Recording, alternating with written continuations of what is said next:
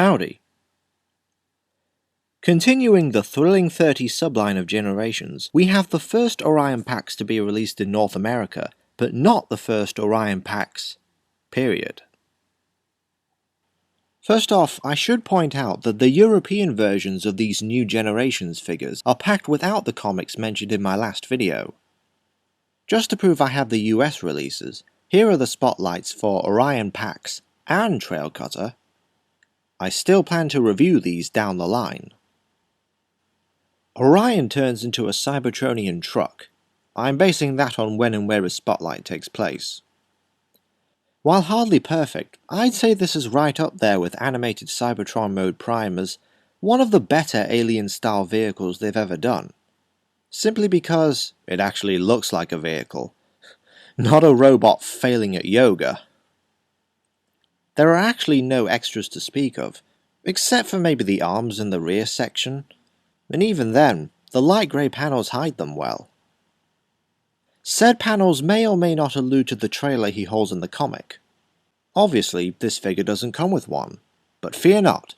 Third-party company X2 Toys will fix that. Orion has two 5mm ports that allow you to store the weapons in this mode. Unlike Trailcutter, they don't exactly blend in. It's the post-Dark of the Moon, weapons look incredibly out of place method of storage. Better than nothing though.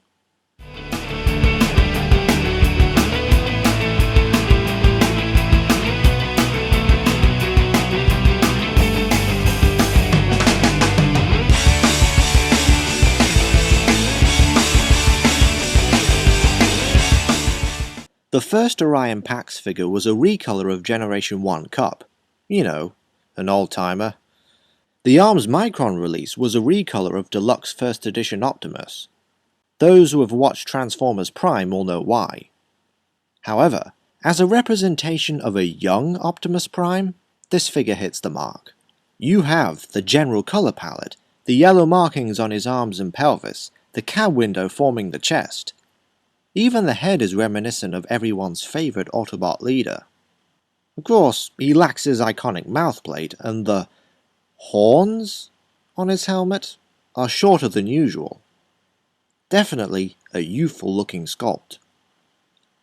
Orion's posability is very good thanks to the ball-jointed ankles. I know I praise those joints a lot, but their range of motion provides great support when the legs are at an angle. That said, when it comes to posing the arms, I wish the shoulders pegged in a little more solidly.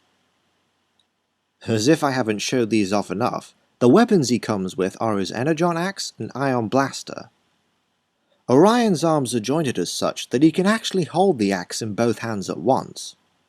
No additional ports are revealed in this mode, and the vehicle ports are covered up, so no weapon storage here, I'm afraid. Having reviewed these two, I know what you're expecting from me, and I'll just say it. I'm not getting Bumblebee or Megatron.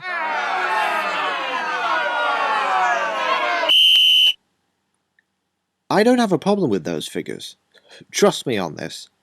Honestly, I'm just more interested in those molds as Goldfire and Dreadwing, respectively.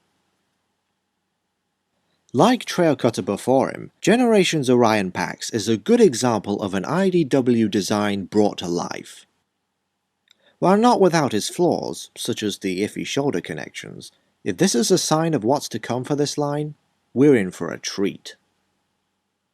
Now, having covered this guy, what say for my next review I look at his best buddy from the classic cartoon episode War Dawn?